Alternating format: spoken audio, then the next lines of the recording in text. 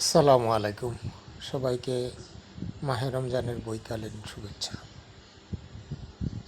এই যে স্থানটা দেখছেন সবুজ গালিচার মতো দেখতে, ভাববেন না এটা কোনো স্টেডিয়াম বা চমৎকার খেলার মাঠ, সবুজ ঘাসে ভরে আছে, এমন নয়।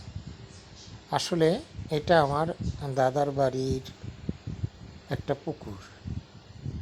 দুর্ভাগ্যবশত বা সৌভাগ্যবশত, যেভাবেই বলি না কেন, এই পুকুরে আমি মাছ চাষ করার চেষ্টা করে যাচ্ছি। গত বছর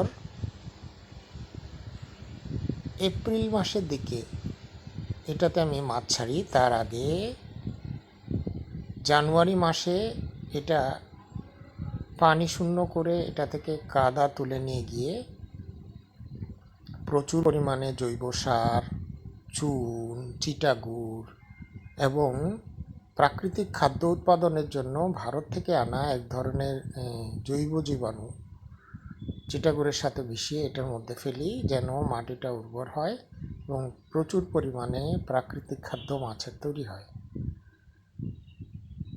নোয়াখালী থেকে এবং লাকসাম থেকে, দুই জায়গা থেকে আমি 1-1.5 ইঞ্চি সাইজের বহু সংখ্যক পোনা এনেছিলাম, প্রায় 10 কেজির মতো, যেটা টোটাল মাছের সংখ্যা হবে 2.5 লক্ষ বা তার বেশি। সেই মাছগুলি থেকে এইখানে আমি রুই, কাতল, মৃগেল, কালীবাউস, কার্ফু, সরপুঁটি সব মিলিয়ে প্রায় 15,000-এর মতো পোনা এইটাতে আমি ফেলি।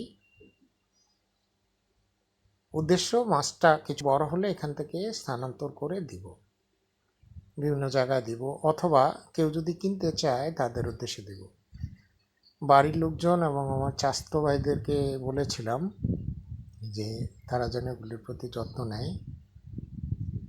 কয়েক মাস পরে গিয়ে দেখি আমি সেখানে কচুরি পানা হয়ে পুরো পুকুরটা ভর্তি হয়ে আছে।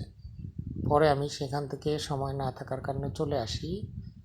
চাচাতো ভাইদের অনুরোধ করি লোক দিয়ে যেন এগুলিকে পরিষ্কার করে দেয়, কারণ কচুরি পানা থাকলে মাছ হবে না, কারণ রোদ্র না পড়লে প্রাকৃতিক খাদ্য তৈরি হবে না, মাছ হওয়ার কোনো সুযোগ নেই।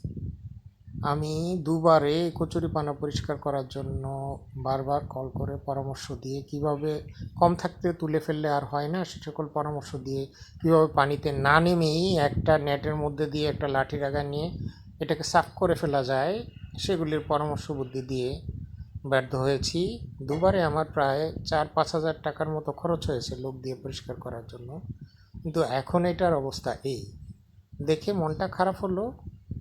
আবার মন খারাপ করে লাভ নেই, নিজের গা যদি আপনি অন্য কাউকে চুলকাতে দেন তাহলে ঠিকমতো চুলকানো হবে না। কৃষিকাজটাও এরকম, আপনি অন্য কাউকে অনুরোধ করলে খুব একটা লাভ হবে না।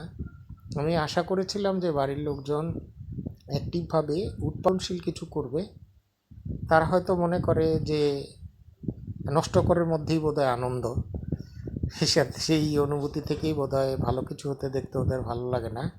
ওরা হয়তো, যারা শুনবে তাদের মন খারাপ হবে। আমি চাই মন খারাপ হোক সেখানে, কারণ বাড়ি থেকে আমি কোনো লাভ বা কোনো কিছু নিজের জন্য করেছি এরকম নয়, যদিও করা উচিত।